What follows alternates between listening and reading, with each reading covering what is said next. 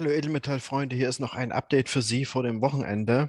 Also worum geht es heute hier bei uns? Silber und Gold, ganz kurz am Anfang, dann das Stromdesaster, entflohene Laboraffen, seltsame Geräusche und am Ende noch etwas über die Dummheit. Zu Gold und Silber möchte ich Ihnen nur zwei Grafiken aus einem Video von Arcadia Economics zeigen. Hier ist das Video von Rafi Faber und er hat hier dargestellt, dass GLD den größten Zufluss gerade seit 2019 hatte. Sie sehen das hier unten, diesen blauen Balken. Das ist der größte Zufluss seit hier. Ähnlich bei Silber.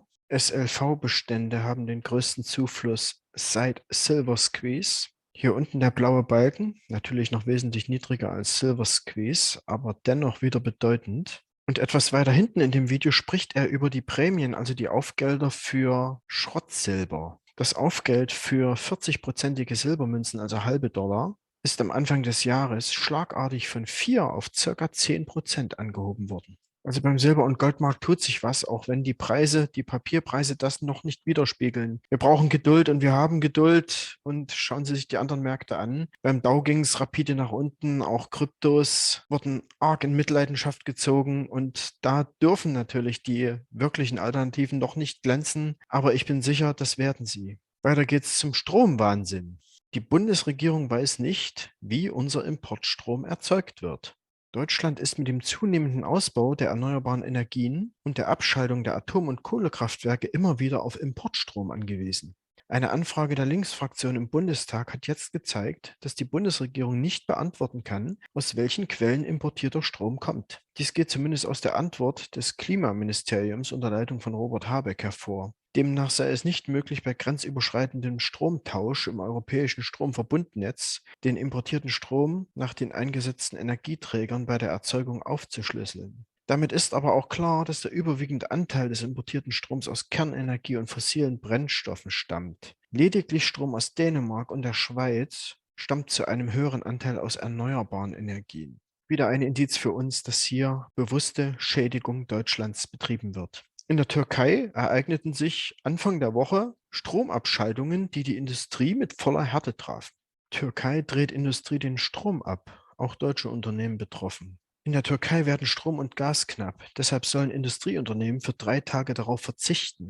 Das sorgt für Frust und Panik in dem wirtschaftlich bereits stark gebeutelten Land. Auch deutsche Unternehmen sind betroffen, berichtet das Handelsblatt. Die deutschen Unternehmen blicken mit großer Sorge auf die angekündigten Stromabschaltungen, erklärte Thilo Pahl, Geschäftsführer der Außenhandelskammer Istanbul, dem Handelsblatt. Die Auswirkungen auf die produzierenden Unternehmen wären demnach erheblich. In der Türkei sind unter anderem deutsche Großkonzerne wie Siemens, Bosch oder Bayer ansässig. Die angespannte Situation in den Lieferketten würde sich weiter verschärfen, erklärte Pahl, im Hinblick auf Pandemie und Chipmangel. Das war also Anfang der Woche. Es gab dann auch noch einen großen Stromausfall, der Kasachstan, Usbekistan und Kirgisistan betraf. Am Dienstag kam es in mehreren Ländern Eurasiens zu massiven Stromausfällen, die Millionen von Menschen im Dunkeln sitzen ließen. Wie Reuters berichtet, waren Kasachstan, Usbekistan und Kirgisistan heute ohne Strom. Das war also Mittwoch. Alle drei ehemaligen Sowjetrepubliken verfügen über zusammenhängende Stromnetze, die mit Russland verbunden sind.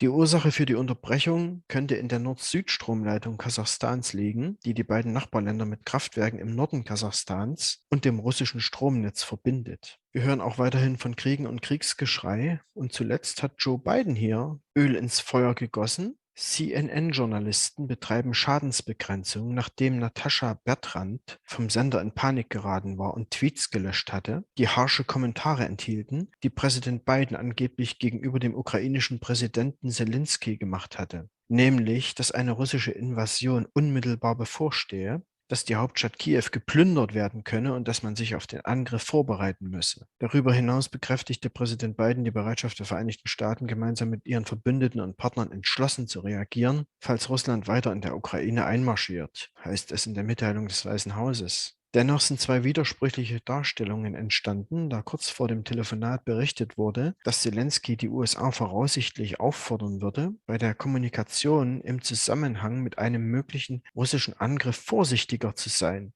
so eine Quelle, insbesondere das Wort unmittelbar bevorstehend, da es Panik und negative wirtschaftliche Folgen für die Ukraine verursachen könnte. Also manchen Leuten scheint es hier gar nicht schnell genug zu gehen und Wessen Geisteskind Biden ist, konnten einige Journalisten neulich mitbekommen, als er einen von ihnen, als das Mikrofon noch an war, als Son of a Bee bezeichnete. Solche Leute sitzen an den Schalthebeln der Macht ganz oben. Jetzt zu entflohenen Laboraffen. Auch hieraus könnte wieder eine passende Geschichte gestrickt werden. Die Bewohner eines Bezirks in Pennsylvania wurden am Samstag davor gewarnt, sich einem Affen zu nähern, der nach einem Unfall mit einem Pickup, der einen Anhänger mit etwa 100 Tieren für ein Labor zog, vermisst wurde. Nach dem Unfall am Freitagnachmittag auf einer Bundesstraße in der Nähe der Ausfahrt der Interstate 80 in Montour County forderten die Polizisten die Bevölkerung auf, nicht nach dem Affen zu suchen oder ihn einzufangen. Jeder, der den Affen sieht oder findet, wird gebeten, sich dem Affen nicht zu nähern, zu versuchen, ihn zu fangen oder mit ihm in Kontakt zu kommen. Bitte rufen Sie sofort Notruf 911 an, twitterten die Polizisten, ohne näher auf die Gefahren einzugehen, die von dem Affen ausgehen. Das US-Zentrum für Seuchenkontrolle und Prävention teilte mit, dass sie der Polizei des Bundesstaates technische Unterstützung gewähren. Die Affenlieferung war auf dem Weg zu einer von der CDC genehmigten Quarantäneeinrichtung, nachdem sie am Freitagmorgen auf dem New Yorker Kennedy-Flughafen aus Mauritius eingetroffen war, so die Behörde. Erinnert doch irgendwie an Outbreak. Also warten wir mal ab, ob hier noch was kommt. Dann noch etwas Mysteriöses für Sie: seltsame Geräusche. In den sozialen Medien haben mehrere Menschen berichtet, dass sie einen lauten, unerklärlichen Knall in der Gegend von New Orleans gehört haben.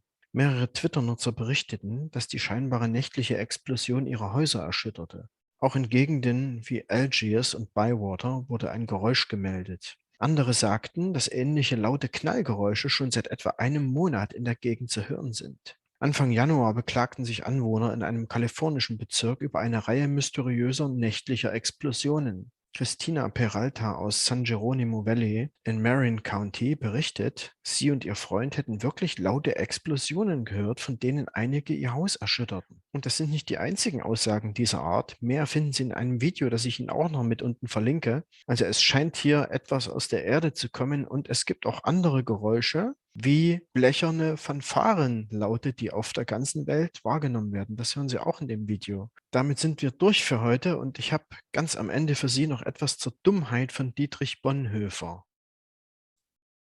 Das verlinke ich Ihnen natürlich auch mit unter dem Video und es gibt eine gute Erklärung, warum die Zeiten so sind, wie sie sind jetzt und warum wir so hart zu kämpfen haben. Der größte Feind der Freiheit ist die Dummheit und deswegen müssen wir unbedingt hier hart bleiben. Frische Luft etc. Sie wissen Bescheid. Das war's für diese Woche. Schönes Wochenende Ihnen und wir hören uns nächste Woche wieder. Bis dann. Tschüss.